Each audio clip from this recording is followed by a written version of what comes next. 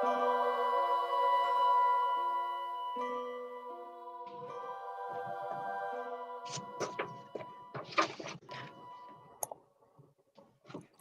here we are. Welcome to Eyes of Indigo. For sure. Hi, I'm Margot, and this is Iris beside me. And here we are on our weekly Wednesday night live podcast, uh, essentially from North Carolina, but at two different locations. And welcome back to all of our regular viewers, and a warm hello and greeting to all the newcomers. And the same is true for all you future people listening on iTunes or Spotify or other aggregates. We appreciate you. Welcome to you too. Thank you for being here, everyone. We'll do a little bit of talk and let people come online. Officially, we start at 9:30 Eastern Time every Wednesday night since September of 2020. And housekeeping. Iris, I know we tend to show up easily on YouTube. Is Facebook cooperating as of late?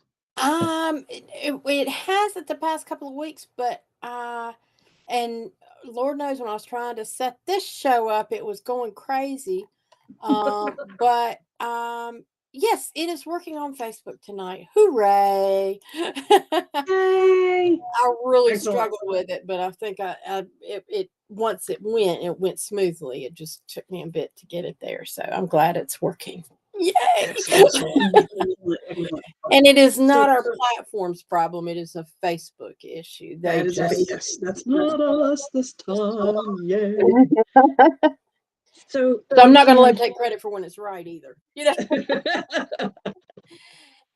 Hi, Dale and Jean Stacy. We've got a good comment. That's where I was going next. Thank you. Hi, guys. If during the show you would like to make a comment, throw out a question, any of that good stuff, please do. We're live. We're happy to answer.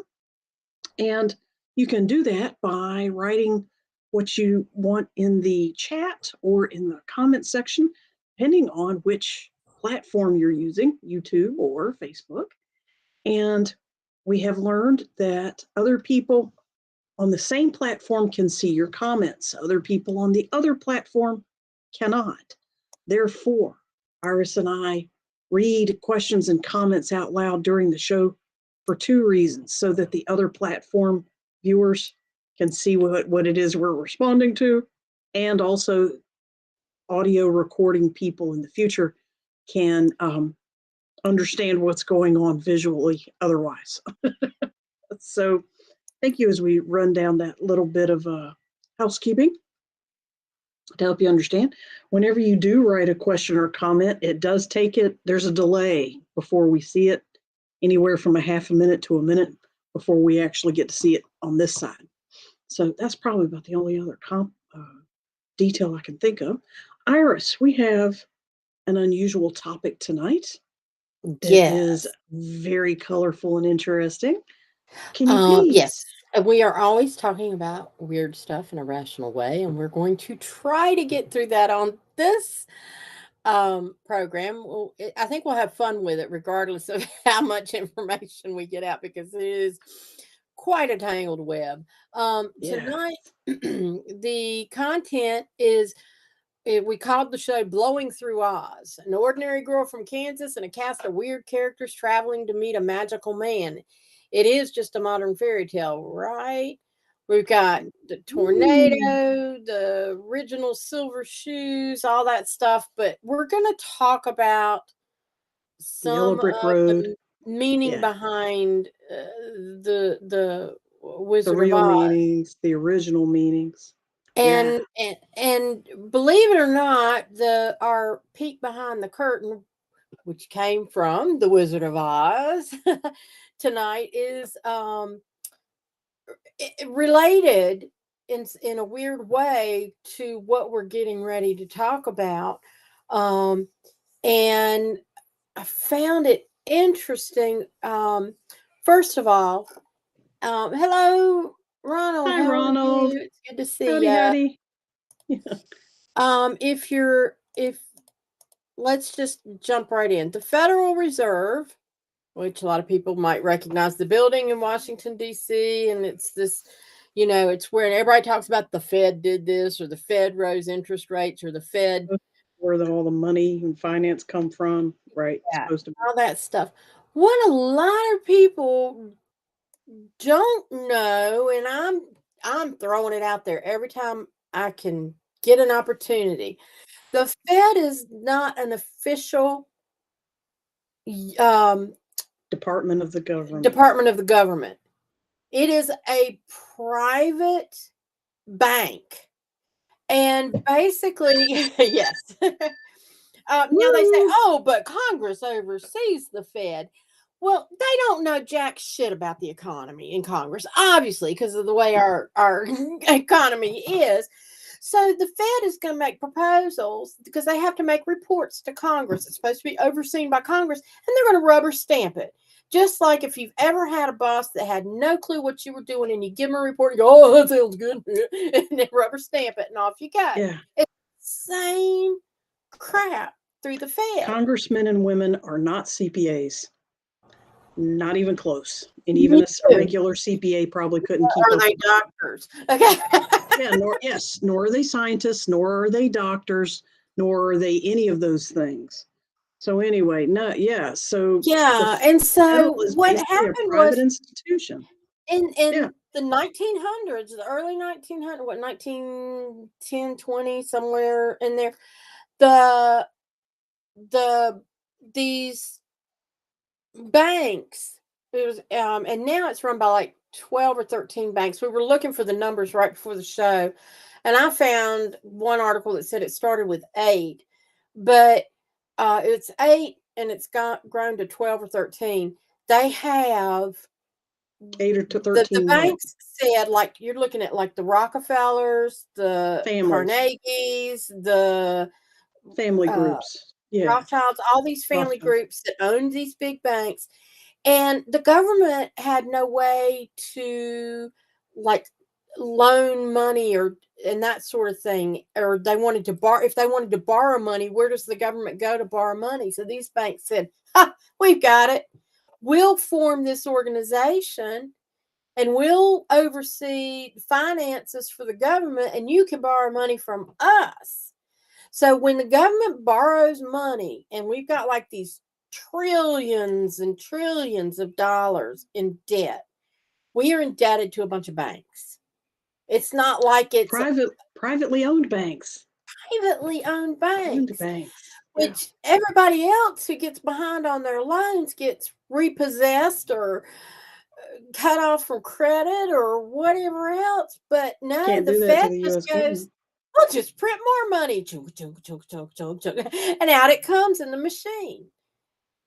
which And reduces the value of all other money that already exists. Your exactly. value of the dollar in your pocket shrinks away.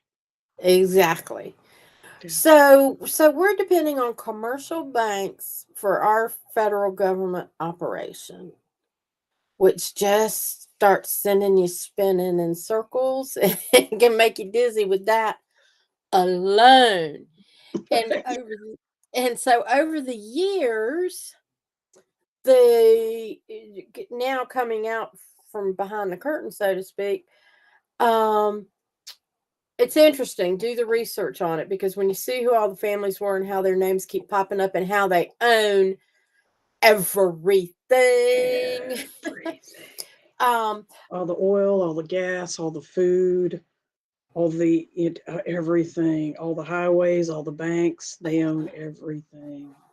Yeah. yeah, I mean, it was just, I couldn't Hollywood, they believe. own it all. Yeah. I mean, you look at So how there's your what peak. there's Go 6 look it up. corporations that own all the media 95% of the media, and then you look at how many oil companies one family owns and how many food companies, and what rich people are doing, like buying up, like, what is it? Gates is buying up all this farmland, and everybody's going, well, That's one of that's the popular rumors. That's why, yeah. If you look up what GMO is. But we're wandering away from our original behind the curtain, Yeah. which is not So unusual for us. yeah. So basically, but that brings us to The Wizard of Oz, which is a lovely story. It's a great fairy tale. In fact, my mother, when she was, let's see, she would have been about 5 years old, 5 or 6, because the movie came out in 1939. Right. And her aunt had driven her and a few of her cousins to the Carolina Theater in downtown Greensboro. And they gave them the money. I mean, yeah, these are 4, 5, 6-year-old kids, but back then, gave them their little money to go see the movies. And she said, I'll be back to pick you up when it's over. So the kids go in and they sit down and they're watching the movie, and mom's like getting into it. And she said, everything went into color. And then the For the wicked first witch time. showed up. Kaboom! Mom jumped up, ran, and sat on the curb and waited the rest of the movie out until her aunt came to pick them up. Oh, poor thing. The Technicolor special effects was overwhelming for her little 6-year-old. Black and white Ex- movies and silent movies, and all that before that. It was too exactly. real. It was Very too much real too for her. real. But It man, we used switched to from watch being it a movie every to year when being I was a real. kid.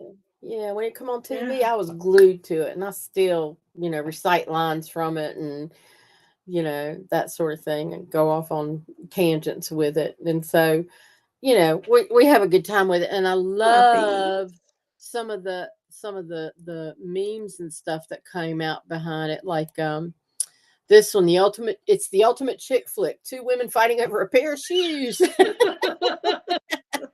I love that one. Yeah, yeah. I like that And one. then and this one, it says only bad witches are ugly. Ask Dorothy, are you a good witch or a bad witch? Asks. She says only bad witches are ugly, so she asked her if she. Oh, wow, that's cold. That is If you gold. when you look at that on the backswing, woo, the follow through on that's gold. Yeah, yeah. So and this one was kind of funny too. Know the difference between a tornado watch and a tornado warning. Tornado warning. One's the school marm on a bicycle. The other one is the full face green cackling hitch. Want to say hey to Heather. Hi, Heather, Did sweetie. you Good to see you. y'all remember? Here's Or see you, here's a bit maybe. of trivia.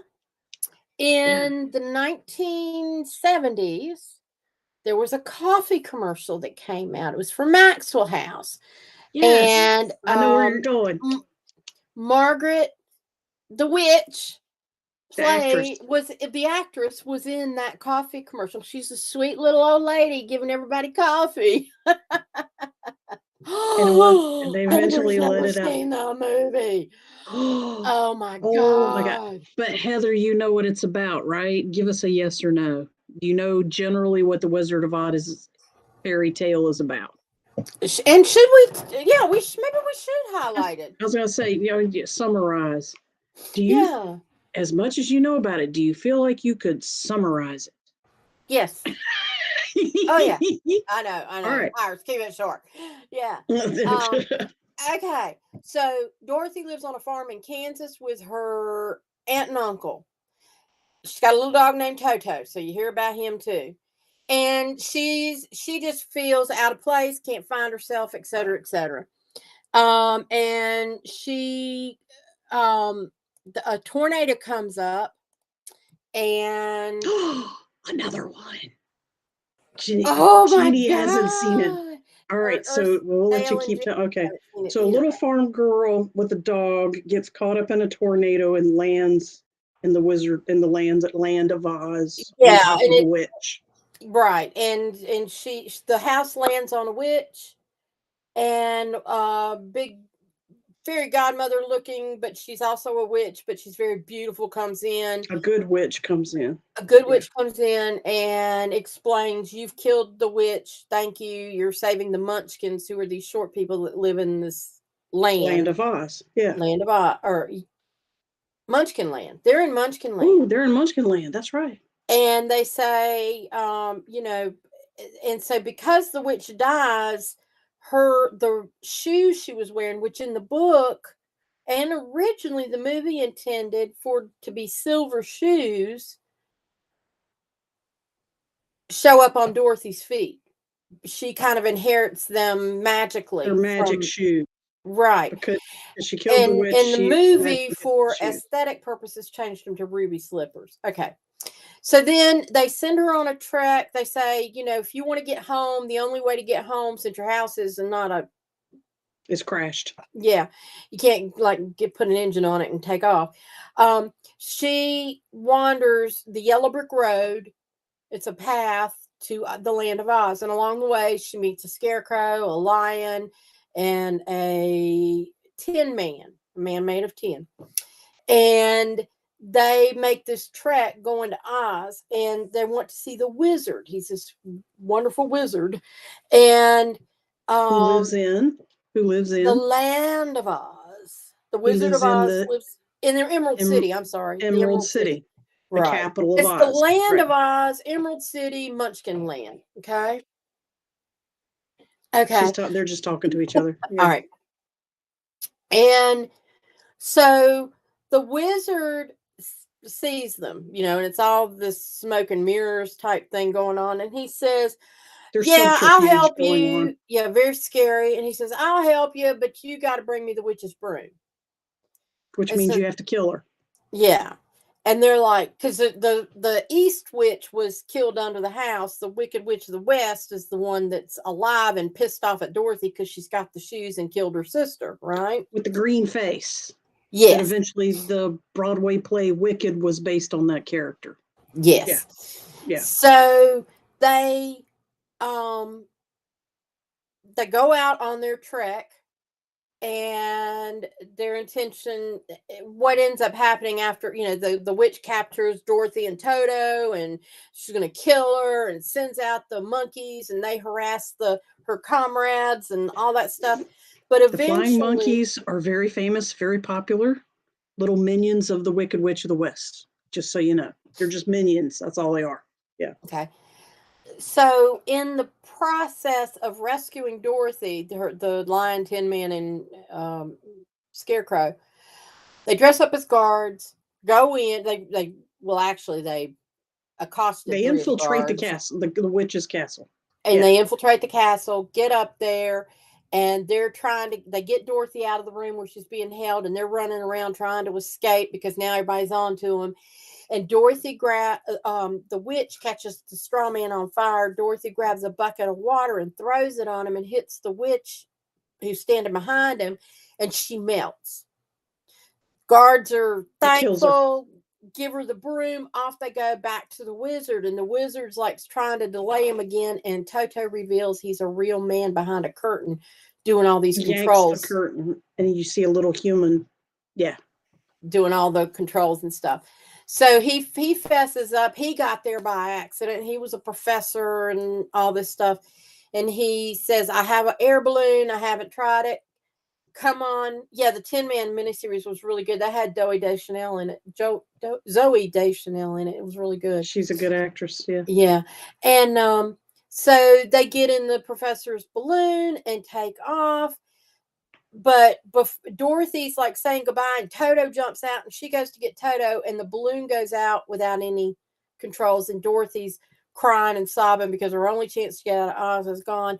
And the good witch comes floating in and says, "But Dorothy, you had the ability all along. All you have To to do go is home. to go home. Just tap your heels 3 times together and say, 'There's no place like home.'" Yeah, and it's like, bitch, why'd you send me on this adventure if I had the, you know. So Could have just anyway, she said taps her something 2 heels. hours ago. Yeah. Yeah.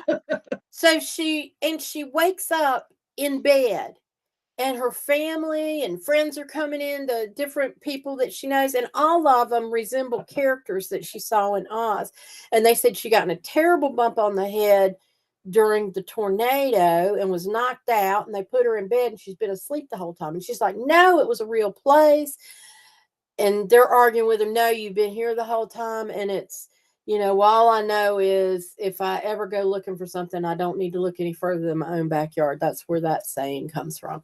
So, and so it's very touching in how she believed everything was real, and you see the connections that could come into a dream, and She what sings. she learned in the process.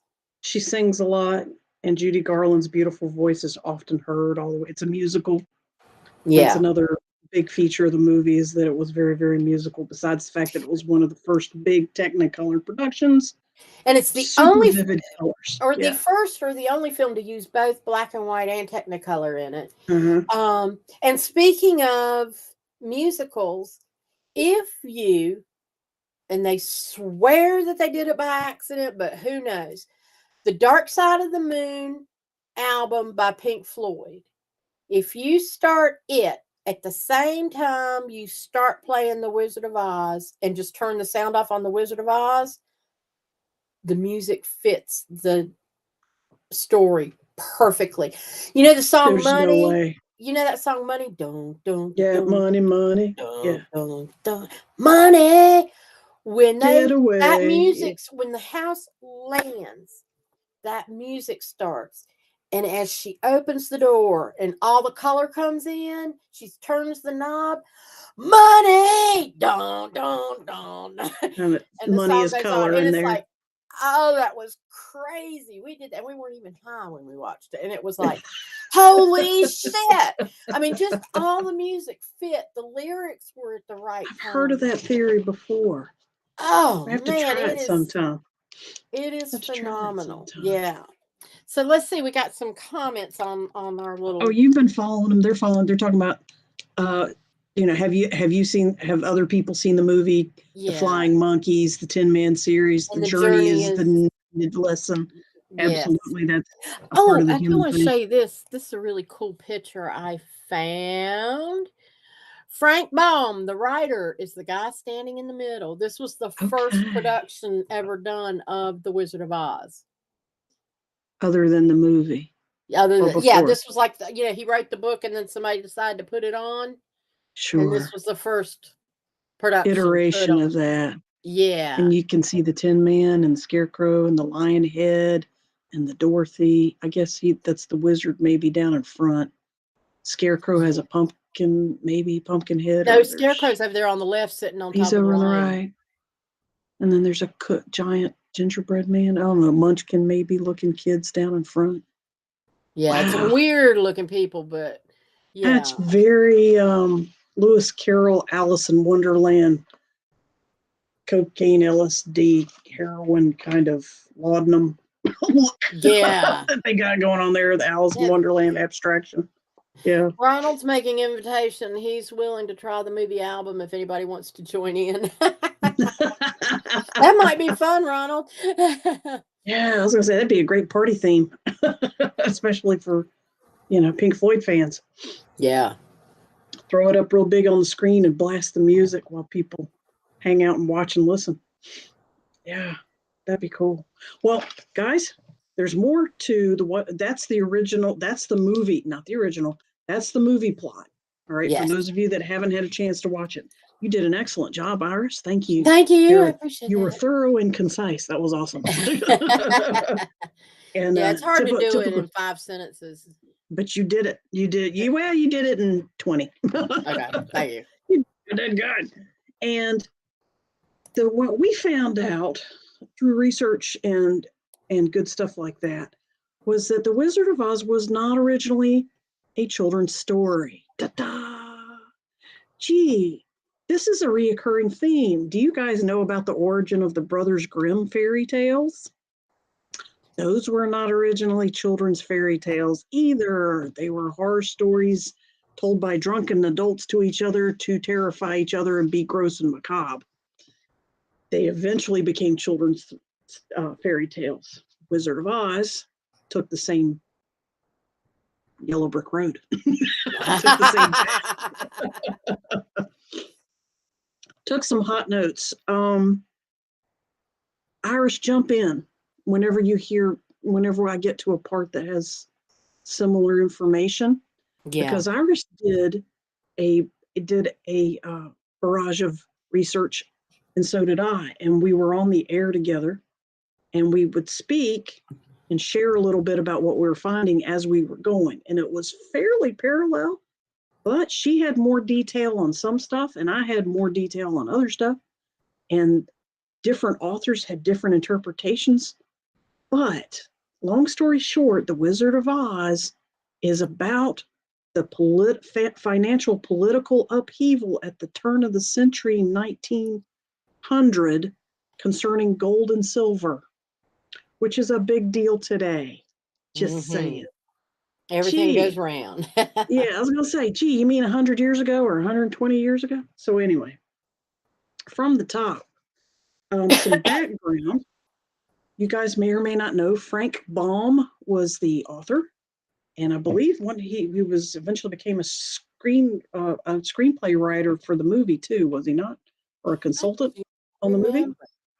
But Frank Baum was also a political reporter before he wrote this book. Right, so he's got background in that. He wrote the book in 1900. Just so you know, he wrote the novels. There were 14 novels in the Oz series, plus 41 other novels, 83 short stories, over 200 poems, and 42 scripts. Ride that money pony as far as he could. All right. Frank was Anglin. He wrote the Wizard of Oz that we know about that hit the screen in 1900, based on stuff that happened from 1890 through 1910, more or less, in America with the gold and silver problems and farmers. More details in a second. Iris, you seem to have been inspired by something. No, I was just going to say there was a gold standard from 1871 to 1914. So just after the Civil War. This all happened right after the Civil War. Good relevance. Or the war between the states, or the War of Northern Aggression, whatever your chosen title is. Which eventually led to the United States government going bankrupt, and foreign bankers came to the quote rescue at that time, which I believe Dale Stacy would know this date. I think it's right. It was right after, just like 1890. No, yeah, it was right after 1876. I remember that. I was thinking the country is only 100 years old. So it was like 1881, something like that, that the United States got bailed out by a bunch of foreign banks. Which means in 1913, President Wilson signed the Federal Reserve Act, and cities and districts were selected for the 12 Federal Reserve banks, and each bank opened for business in 1914. There you go. The 8 became 12, just inside the United States. Yes. All right. So this was about how things like the Federal Reserve and the U.S. government was handling the gold standard and the silver standard that was backing up the American dollar, which was the number one currency in the world back then and for a long time. And it was about our other biggest commodity at the time, which was farming and agriculture. So for starters, in 1890s, there was very, very high unemployment. Also, there was a rash of bad weather and locusts tearing up the farming industry and killing profits. Farmers were suffering from these things. However, they blamed not only nature, but banking problems and railroad magnate problems. And these people, mostly farmers, for about 20 years' time, were called populists. All right. And it was called the populist movement. Now, in the movie that Frank Baum wrote, Dorothy appears to represent the average American going through this journey of discovery and so on. The Scarecrow represented the farmers and their journey of struggling of abuse and being misunderstood, and the natural conditions, their loyalty to each other, to the average American, and all that good stuff. He represented that. The Tin Man represented the mistreated factory worker, U.S. factory worker. And the fact he was rusted over when they first found him had to do with the lack of wages in the mill towns and the poor living conditions that a lot of factory workers and their families dealt with in America then. Another comment I Yes. saw about him was that he was dehumanized by factory labor. Dehumanized. Thank you. That was I saw that word in the description too. The Tin Man became made the humans dehumanized, represents that. The lion character represented a famous Democratic Democratic candidate named William Jennings Bryan, Bryan, who was a supporter of the free silver movement. We'll explain that more in a minute. He was a supporter of the free silver movement and moving away from a gold standard.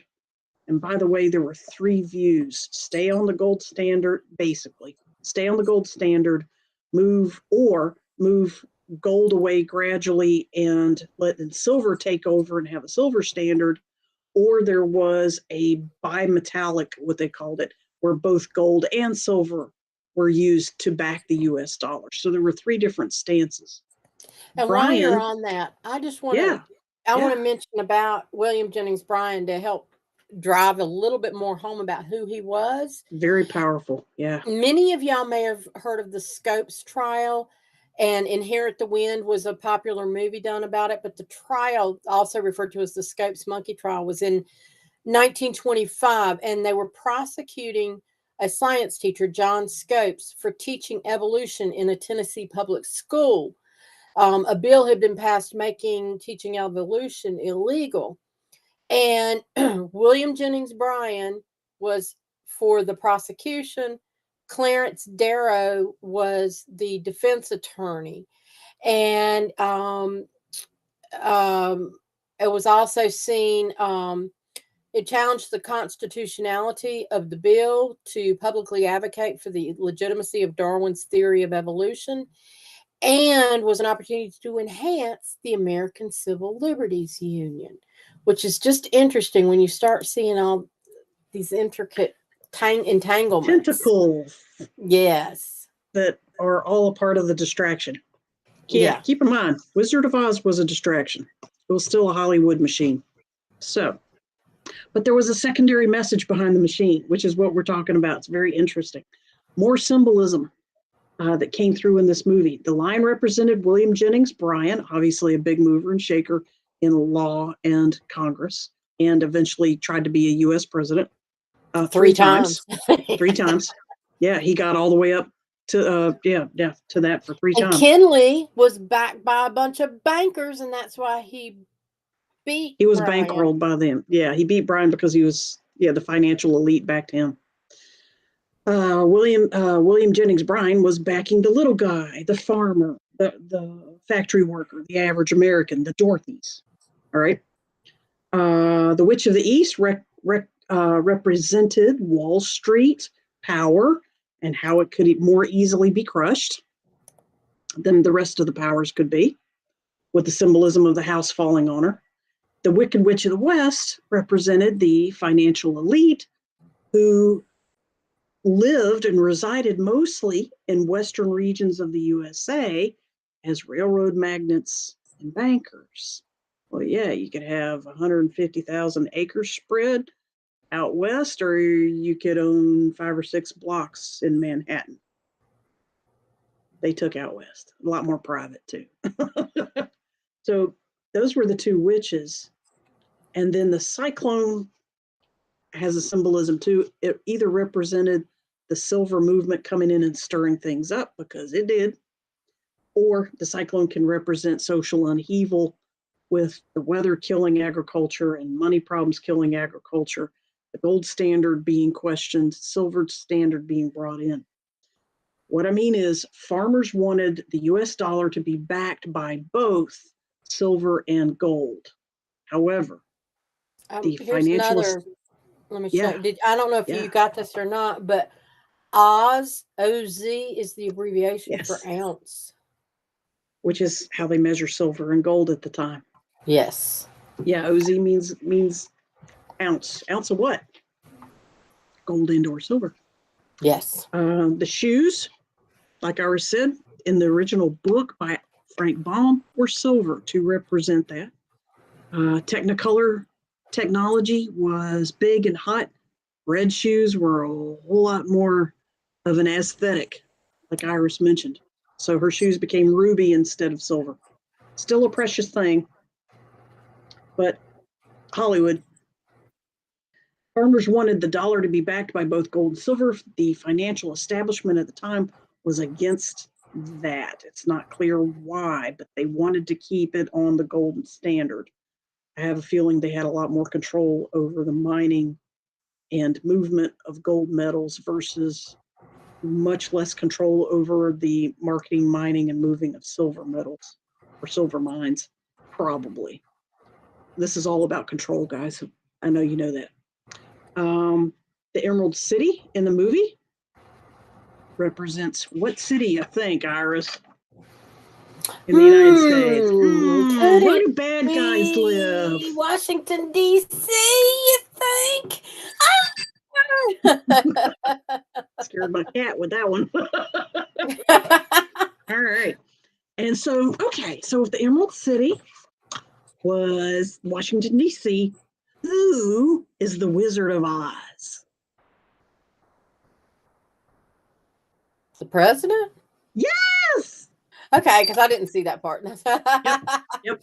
The wizard himself is usually is said to represent the U.S. president because the wizard himself in the movie is a charlatan who has very little power, but puts on a very elaborate show to make the average American think that he has more power than he really does, which in the movie is um, his charlatanism and his lack of power is realized when he asks a little girl, a straw man, a tin man, and a lion to go kill his enemy for him.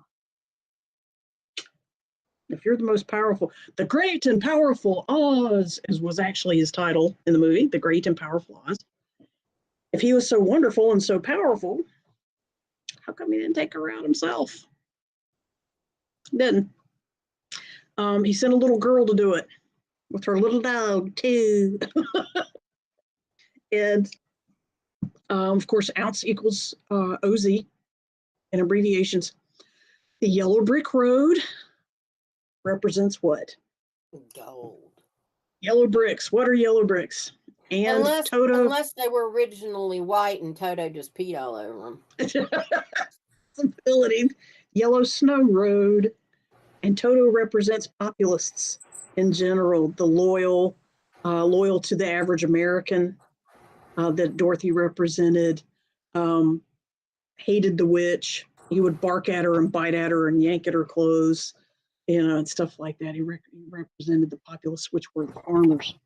So what we're sharing here is that Frank Baum's movie was originally about all this silver and gold kerfuffle that actually has even more political and sociological maneuverings, chess game moves behind it, such as, remember this was in roughly the 20-40 year span of time right after the Civil War stopped, right after the US government went bankrupt and went right into what is called the Roaring '20s, the industrialization of America. All right, in 1873, right before all that, right in between all these things, the Coinage Act, making metals into coins for the United States, omitted silver as a metal for coinage. Thus, the US dollar was on a gold standard. It was only backed by gold at that point. Because the US was a leader in economy, other nations followed, which meant silver dropped off everywhere and it was unloaded by the tons, which which means everybody had a lot of silver. It was less valuable, but everybody had a lot of it. Thus, the US dollar was linked to one of the more scarce metals on the planet, which makes the US dollar very tenuous, weak, and there's not that much. They made us think there's not that much of us gold out there. Yikes, we're limited in our finances. How high our finances go. Scarce means there's not much. Okay, so US dollar was based on something that there was not much. The situation was made worse because of the Sherman Silver Purchase Act of 1890, which took silver even further out of the system. Also, there was a depression during 1893, which caused a huge panic, huge monetary panic. I'm sure there was runs on banks back then. Notice these dates. They're all, late 1800s through early 1900s. All this kerfuffle and fight over which should back the US dollar, silver or gold or both, was culminated in 1896 when the Democratic Party election speech, which became famous by Bryan, the guy represented by the lion, William Jennings Bryan, 3 times nominated, an election speech about how he wanted the silver to be back in the use, and his speech was called the Golden Cross, which I think is a double entendre. But anyway. Yeah. Mm-hmm. So this was a favorite childhood story of Iris's. Iris, did you know about this secondary story before I brought it up?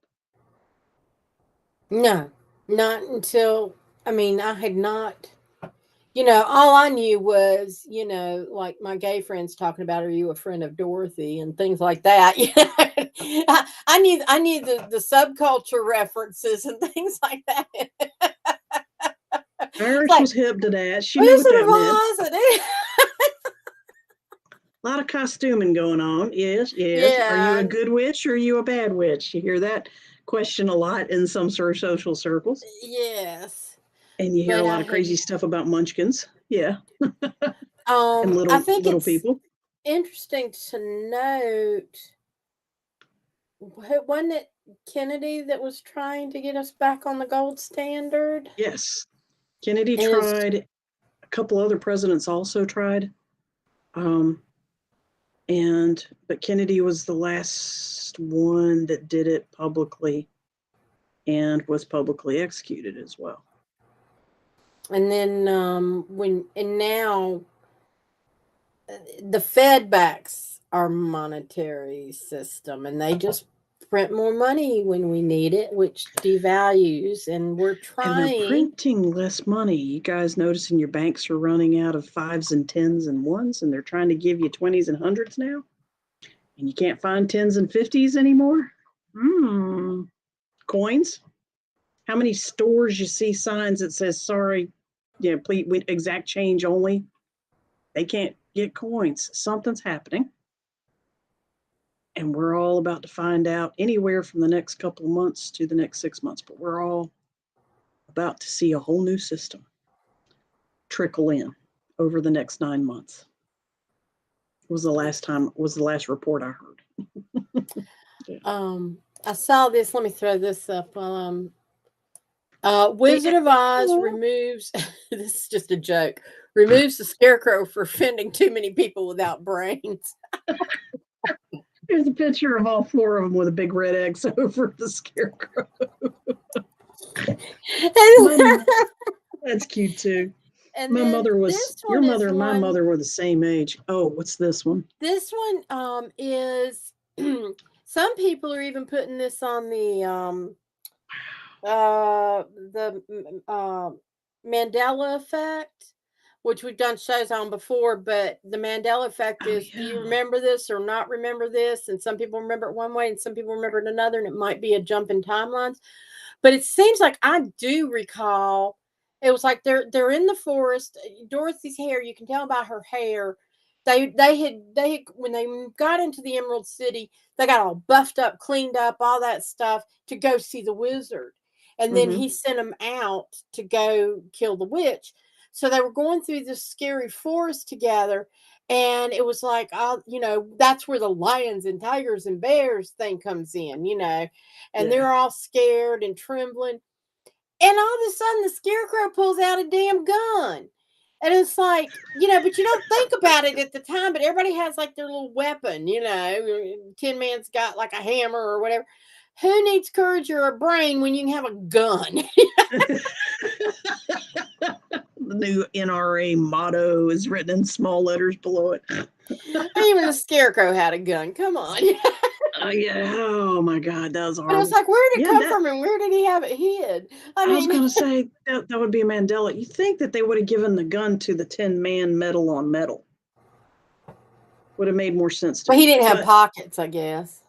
the versions I saw, the gun thing never came out, but I had heard about it before. Yeah. I'd seen mention. Yeah, he's shaky and he can't really do. Yeah, he can't really aim the gun well. He's more of a threat than a Yeah. defense because he's so shaky That's the kind of with that's it. the kind that didn't get trained with the gun and is gonna end up shooting and killing all his friends instead of hitting a target. Mm-hmm. I think they were encouraging the average American to stay away from handguns by making it look scary and weak and out of control. Yeah, Yeah. it's meant to psychologically move people away. I think your mother and my mother were probably the same age because my mother was 6 years old when this movie came out too. And yeah, they had us watch it a lot. And well, they had my brother. I was the youngest. My brother and sister watched it more than I did. I too found it a terribly scary movie. But you know what scared me? The first time I got scared enough that I walked out of the living room and wouldn't watch anymore. When the witch lady in during the hurricane, and the witch lady's riding her bicycle round and round, going in the cycle, and Yeah. she's got the dog, and I'm thinking, oh, gonna hurt the puppy.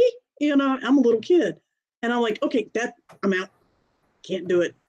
Crazy wild rich lady can hit me in the head with her flying bicycle and hurt the puppy. I'm out. This movie That's one of my sucks. favorite lines from the Couldn't film. do I it. caught it when I was a little girl was when Margaret Mitchell's character, the I can't um God, Which the movie? human name for the woman in Kansas was like Oh, Grunch I or don't.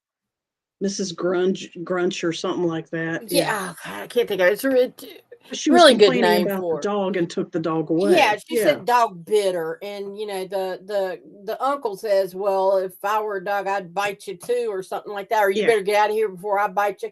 Because she said that she brought papers to get permission to take the dog so she could turn it over to the proper authorities. And Dorothy's like begging, "Don't take my dog! Don't take my dog!" And the grandmother, after the Dorothy runs and the uncle leaves pissed off, and uh the woman's looking at the aunt, and the aunt just looks at her and says, "Well, I could I could say something, but being a good Christian woman, I won't." And she walks away, and it's like, Like, whatever. In other no, words, flip her I the can bird, call you a slap her bitch, face. basically. Yeah. And she's like, "But I won't Oh, do it because." I'm a good Christian woman. And I was like, oh. And that's the kind of Victorianism that my dad let my mom do the kid raising for the most part. Not always, but most part. Um, that was the kind of Victorianism that Carl and my mother espoused. The good ladies don't cuss out deserving criminals in public. And I am nothing like that now. So I see the influence is where I'm going with that Yeah. movie and its popularity. A lot of people espouse that kind of thinking. Children should be seen and not heard. Animals are property, not sentient beings. Um, Victim mentality. Yeah. So I found it. I thought it was interesting because a lot of people do not know that story was not written as a children's story. A lot of people do not know that is a political commentary about how the government screws with the precious metal backing of the US dollar. History repeats itself. Something's up. And the timing is right. It all happens about 100 years later. Spanish flu, 100 years later. 1920, 2020. It all happens 100 years later. Yeah. Makes you wonder what's going to happen. The 1960s came around, so what's going to happen in 2060? There was a huge, I want to say hippie uprising. But, baby boomers came of age, and there was a huge rise against the bourgeoisie of the Americas. And free speech, free love, open-minded, open society, all that good stuff. What's going to happen in 2060? Yeah, and We're about to find out. it's over a century since it was published. I was reading an article where this guy pointed out that Harry Littlefield, who was a high school teacher in the 60s, was the first to link the story to the gold standard and the politics and tension surrounding it. And Baum, who wrote the book, was sympathetic to populism and did, in fact, support William Jennings Bryan in the 1896 election. Some people just think it's a coincidence, but as this guy says in his article, as inflation hits record highs, the Federal Reserve has continued to raise interest rates in an attempt to cool things down. This increases the cost of borrowing money. And so it's tempting to wonder the economy, if we were in a gold standard, how much different things would that be. still be happening? Which the answer is no. Right. Thank you, everybody, for riding today's train with us.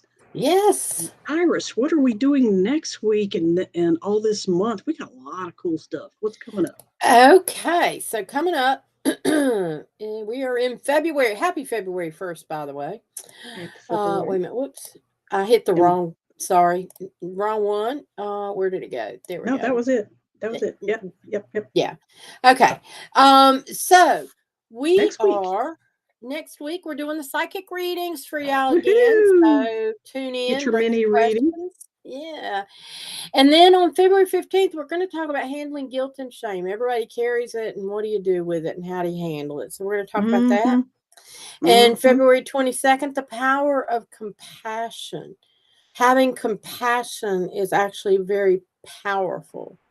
And how do you have compassion for something you hate or are angry about? We'll talk about that too. Yeah, so that'll be a fun one to explore. So, so hope everybody has a good week, and we'll come back and join us. Same bat time, same bat channel, right? You deserve greatness, everyone. Namaste. Namaste. Thank you for joining The Eyes of Indigo with Iris Carter and Margot Ross Sears. Music is Arcadia by Kevin MacLeod of Incomptech.com, licensed under Creative Commons. Visit our Facebook page for broadcast details at www.facebook.com/Eyes of Indigo. Show is copyrighted 2022 by Iris Carter and Margot Ross Sears. All rights reserved.